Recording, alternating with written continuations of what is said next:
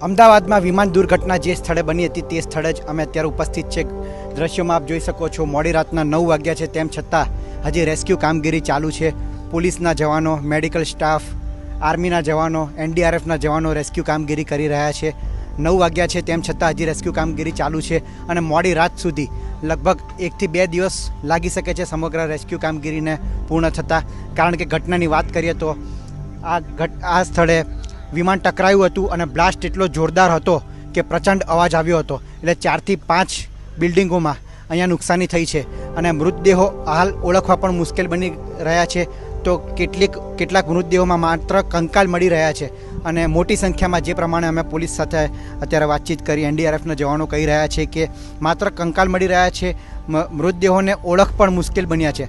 અને વાત કરીએ તો અત્યાર સુધી આ ઘટનામાં 250થી વધારે લોકોના મૃત્યુ નીપજી ચૂક્યા છે અને હજુ પણ રેસ્ક્યુ કામગીરી યથાવત છે। થોડા સમય પહેલાં જ મુખ્યમંત્રીએ અને ગૃહ રાજ્યમંત્રી હર્ષ સંઘવીએ આ ઘટના સ્થળની મુલાકાત લીધી હતી અને કઈ રીતના ઘટના બની તેની ઉચ્ચ અધિકારીઓ પાસેથી તાગ મેળવ્યો હતો। આવા જ વિડીયો માટે જોડાયેલા રહો ગુજરાત તક સાથે। ધન્યવાદ।